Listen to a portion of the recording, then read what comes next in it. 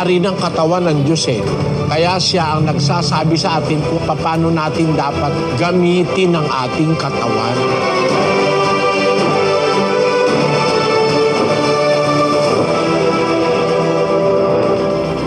Originally, sa panahon ng Israelita, bawal lang magpatato, kapatid. 19:28 ng Levitico. Huwag ninyong kukudlitan ang inyong laman dahil sa namatay, ni huwag ninyong lilimbagan ang inyong laman ng anumang tanda. Ako ang Panginoon. Maliwanag na tattoo yan eh. Huwag niyong lilimbagan ang inyong laman ng anumang tanda. Kukudlitan mo para limbagan mo. Kasi yung tattoo, hindi naman pwede ipipintura lang yan eh. Kinukudlitan mo yung binubutas mo, yung iyong laman, yung iyong balat. Bubutasin mo para limbagan mo. Hindi ko naman sinasabing ang mga metato walang kaligtasan. Maaaring nagawa ng isang metato na nagpatato siya dahil hindi niya alam ang aral ng Diyos. Pero katutubo sa bayan ng Diyos na Israel, bawal limbagan mo yung laman mo, kudlitan mo, tapos limbagan mo ng anumang tanda. Ako ang Panginoon, sabi ng Diyos.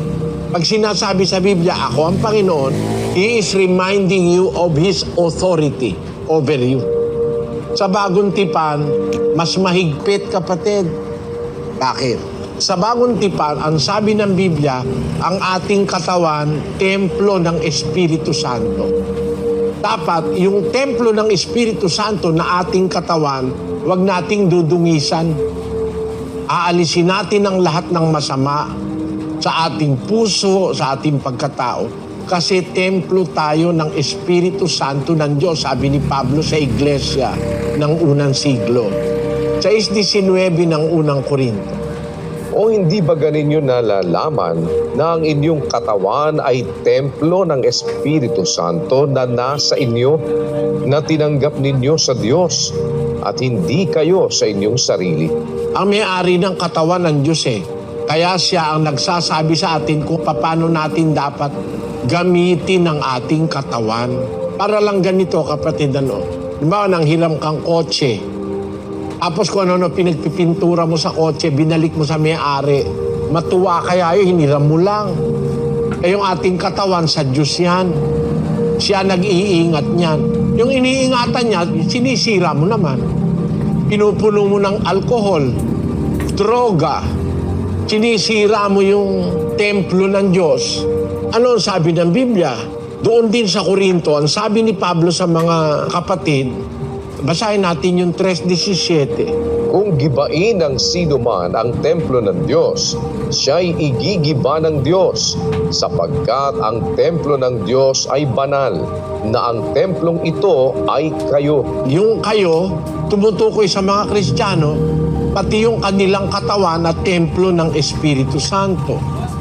Pag giniba mo yan, winasak mo, igigiba ka ng Diyos. Eh yung ibang tao, sila mismo ang gumigiba ng katawan nila eh. Pinupuno ng droga. Kaya masama yung droga eh. Yung mga bisyo, alak, mga kung ano-anong mga opioids na ikinamamatay na ng tao. Ngayon daw, meron ng droga. 1 buwan ka lang, patay ka na. Naku, ang sama ng itsura nung gumagamit ng zombie drug. Talaga mukhang zombie na, wala na sa sarili. Overnight lang. Eh yung tato, kasama yun sa ibinabawal ng Diyos.